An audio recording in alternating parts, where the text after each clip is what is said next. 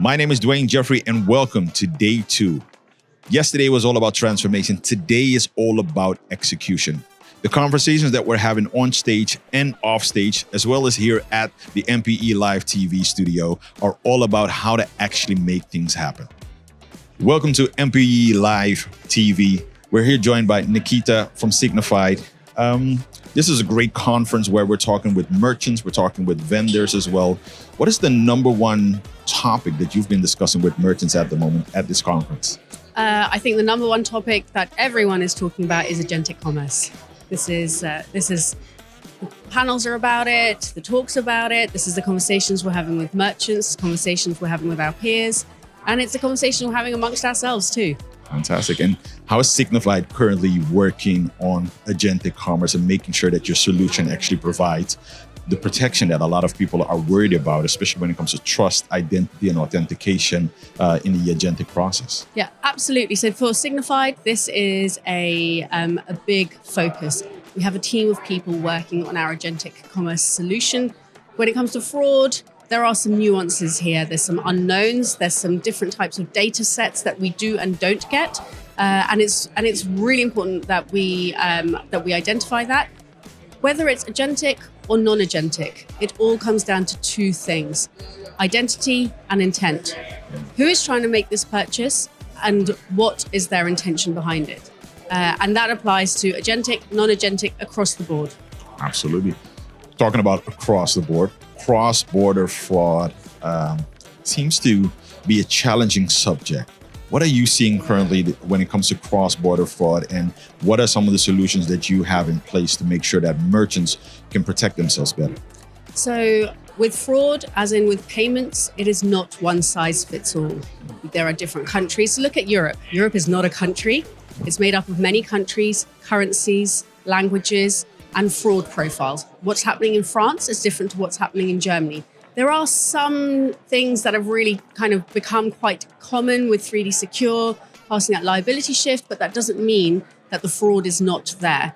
And whether it's in France or the US or in Mexico, it's really important to have a solution that's suitable for your business, for your customers, and for the regions and verticals that you operate in. And in terms of Signifyd, that's what we do. We know it's not one size fits all. We know it's not necessarily the same solution you want in Europe and in the US and in each European country. So that is this modular approach of finding the right tailored solution for your profile is what Signifyd are all about. Fantastic. There's probably a topic that I don't see too many people address. I call it leadership, people, diversity, and inclusion. You're a big advocate for all of those topics. What are some of the things that you're seeing in the payments industry that you think we can actually do a better job at? So I think you and I have been doing this for a while, and the profile of people in this industry has changed for the better. There are more people of color like us. There are more women. There are more people with disabilities. I think diversity and inclusion is such a big, big thing that every company in this room, in this space, at this conference, everywhere should be focusing on. Something I feel very passionate about. Something at Signifyd is really important. And for me, my team, I feel very, very proud to have a diverse team of people, which unfortunately in this day and age is still in the minority, particularly in the Fintech payment space. Okay, I think that's an excellent topic, and maybe I'll ask you for some more advice, especially for the people who are watching. What would be your advice for somebody who says, look, I love payments, or I want to break into payments. I see MasterCard, Visa, I see great companies like Signifyd doing great things. I want to get started into payments, or I want to join into payments. What's the advice that you would give them, irrespective of gender, ethnicity? What would you say that they should really focus on if they want to break into payments? I think if you want to break into payments, if you want to break into tech, you've got to do your research. It doesn't matter what your background, what you're doing. You've got to put in that graft, that hard work.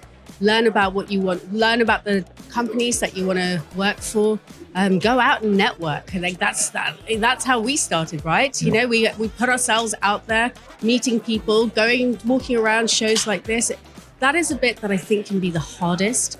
Being the only person, not knowing anyone in that room and working that room. I think, you know, I can say I've been that person, the only one in the room. Like, I don't know anyone. I feel nervous, I feel shy. And now I walk around and know loads of people, and, you know, you get there. Everyone's been in that boat. Everyone's had that situation, and we can all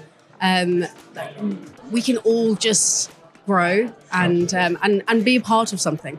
Yeah, I fully agree. I probably get anywhere between 20 to 30 messages, people asking me for career advice. And I think the first thing, reach out. If you feel like somebody's writing great content, or if somebody's in a position that you aspire to be into, just reach out. Like, ask for advice. And I think a lot of people will probably give it out there as well. So totally. I mean, like, my background is in journalism, and I only got into it because the journalists whose work I was reading, I reached out to them. I mean, those are the days when newspapers, and I reached out to them. I got an internship. I had to have a job to pay for my internships, and then that's how I got into it. And so people shouldn't be afraid to reach out. I think that's really important. That's amazing advice. Really agree. Well, thank you very much for joining us here at MPE Live TV, and looking forward to seeing you again. Thank you, Dwayne. Thank you.